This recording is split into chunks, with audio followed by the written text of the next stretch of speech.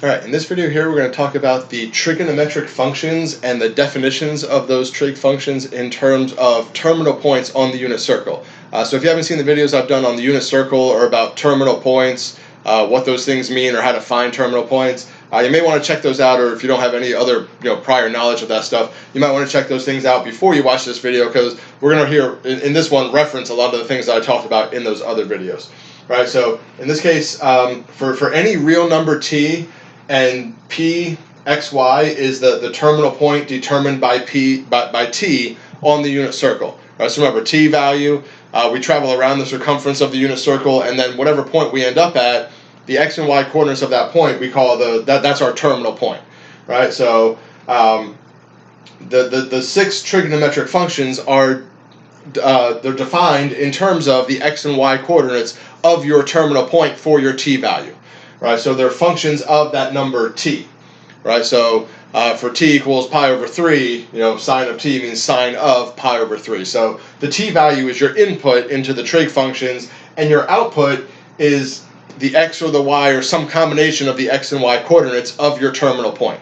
Right, so in order to be able to evaluate the trig functions, all those other videos I did about the unit circle and finding the terminal points, you have to be able to do all that stuff in order to be able to use these trigonometric functions. Right, so all of these things kind of play together in order to be able to do trigonometry. Right, so all that stuff I talked about with the unit circle and the terminal points are really important to know, as well as these definitions here of these six trig functions. You have to know these definitions. You just have to memorize what they are. Right, so the first trig function is the sine function, and I put in blue over here the word, the name of each function, and then this sin, that's the abbreviation for the sine function. Right, cos is the abbreviation for what we call the cosine function. All right, so first one, the sine function, sine of t, sin of t, is equal to y.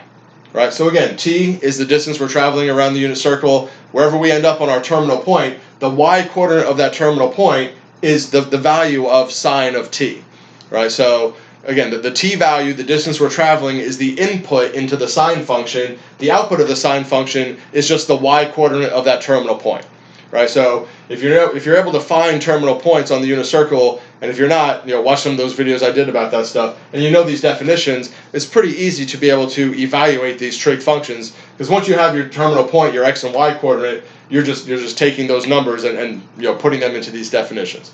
Right, so that's our sine function, is the y coordinate. The cosine function, abbreviated cos, right, so cosine of t equals x. It's the x coordinate of your terminal point.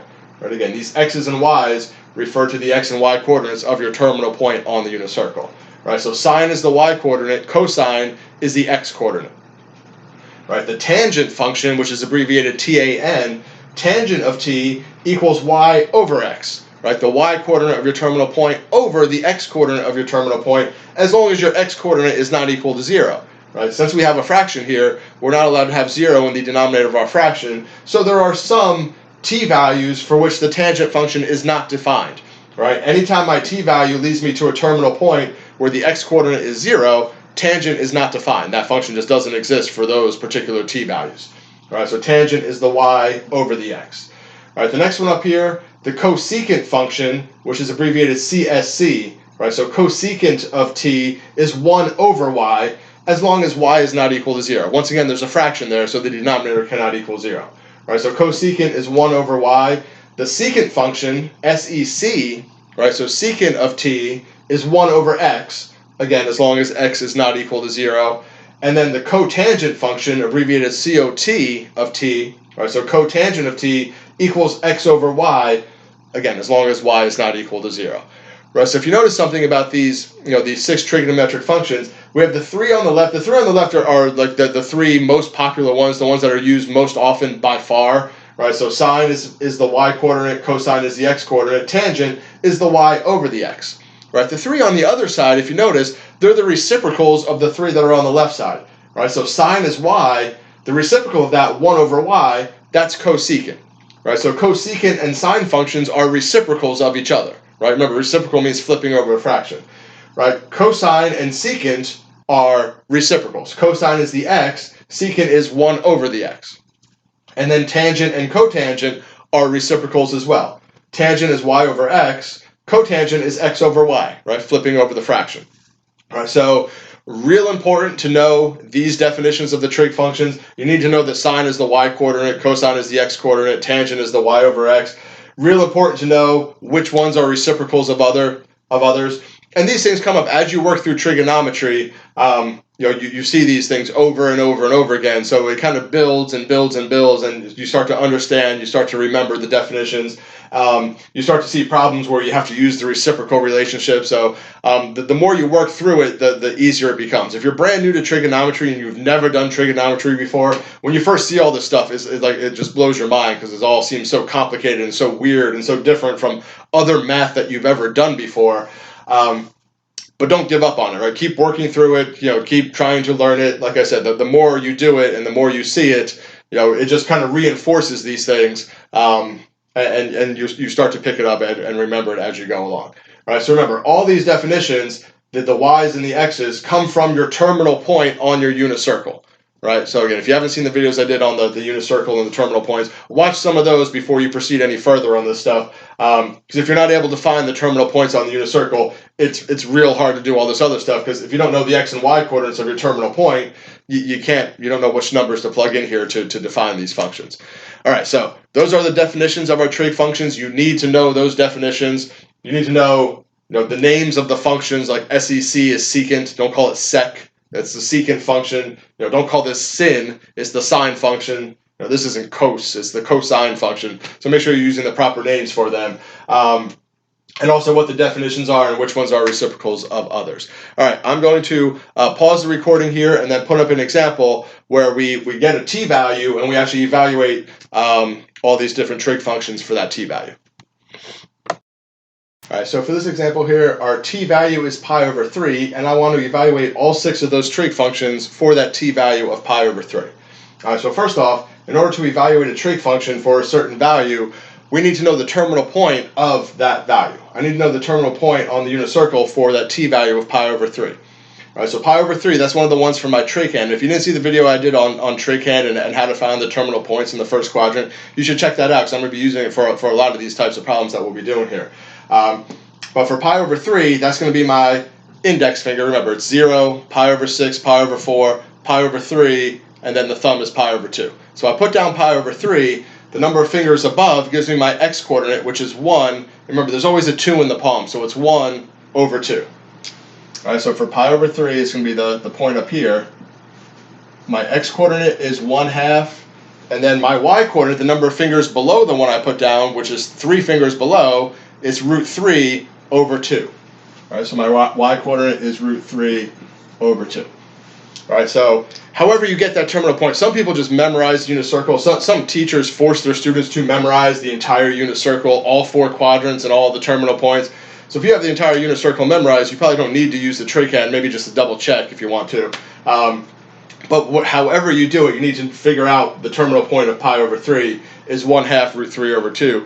I like the Tricand because if you understand how to use it, you don't have to memorize all those different numbers and fractions. You just, all right, pi over 3 is this one.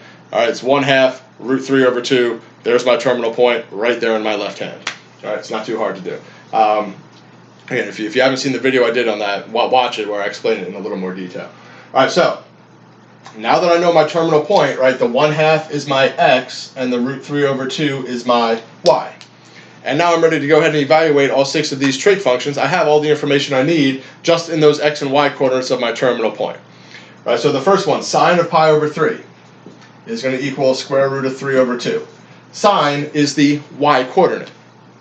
So the y coordinate is root 3 over 2, so sine of pi over 3 is root 3 over 2. Right, remember, all of these trig functions here, they are functions.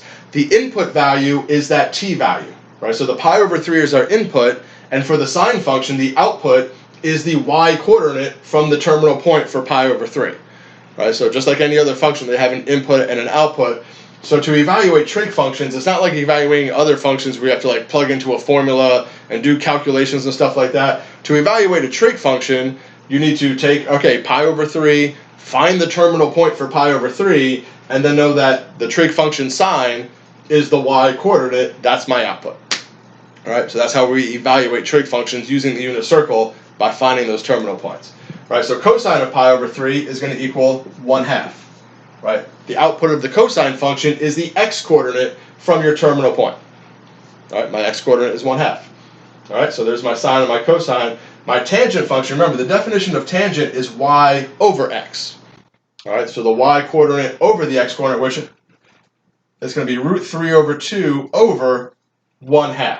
Right, it's my y-coordinate over my x-coordinate. And since both of these fractions, I have compound fractions here, but since both of them have that denominator of 2, the 2's are actually going to cancel out, or the halves are going to cancel out. So I have root 3 over 1, which is just going to equal square root of 3.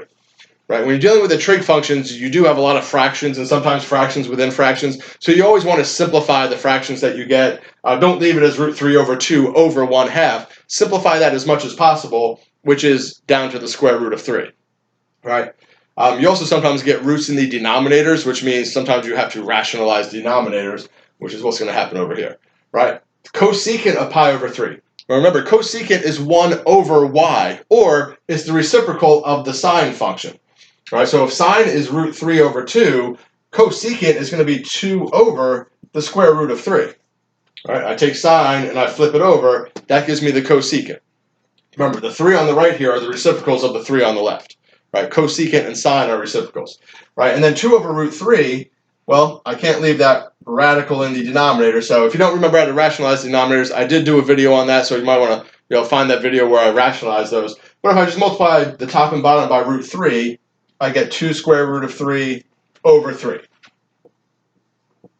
All right, so cosecant of pi over 3 is going to be 2 root 3 over 3. All right, that's the reciprocal of the sine function, or it's 1 over y, taking this one and flipping it over, but then simplifying by rationalizing the denominator. All right, secant of pi over 3. Well, secant is the reciprocal of cosine. Right? Cosine is the x-coordinate. Secant is 1 over the x-coordinate. Well, if I take the reciprocal of 1/2, that's going to be 2 over 1, which just equals 2. All right, no fancy simplifying or rationalizing there. That one I just flip over 1/2, I get the whole number 2. All right, so secant of pi over 3 equals 2. All right, and then cotangent of pi over 3. Well, cotangent is the reciprocal of tangent. Right, so I have to do the reciprocal of root 3, which would be 1 over the square root of 3. And once again, when I get that square root in the denominator, I need to rationalize it, so I get the square root of 3 over 3. Right, remember, when you're rationalizing denominators, when I multiply root 3 by root 3, there's 2 ways to think about it. You can think about it as I actually multiply those and I get the square root of 9, and then the square root of 9 equals 3. Or you think about it as when I multiply the root times itself, the square roots cancel each other out and I just get a 3. Right, either way, that's what ends up happening. So cotangent of pi over 3 is root 3 over 3.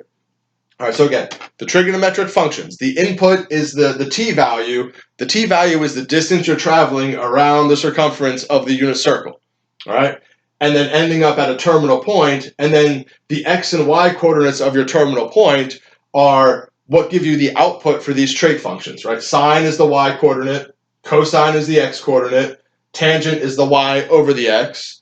Right, cosecant is 1 over the y, or reciprocal of sine, just taking the answer for sine and flipping it over. Right, secant is 1 over the x, or just taking the cosine and flipping that one over. Cotangent is the x over the y, or taking the tangent and flipping that over. But just remember, for those ones where you end up with those fractions, you have to simplify the fractions, you have to rationalize denominators before you give your final answer. Right? So trig functions, input is the t value. So, if you watch those other videos that I did about, finding the terminal points on the unit circle, well, you always have to do that. That's like the first step of doing a trig problem or evaluating a trig function is first finding that terminal point. And then it's also knowing, well, what's the definition of sine? What's the definition of secant? And then using the correct, the x or y coordinates from that terminal point to put together the right way to get your value for your trig function. All right, so that's about all that we'll have time for on this video as far as examples, but I will be doing some more videos where we kind of go further and explore some more stuff with the trig functions, so make sure you check out those other videos as well. Like I've said before, the more of this stuff you do, the more comfortable you get with it, and the easier it becomes.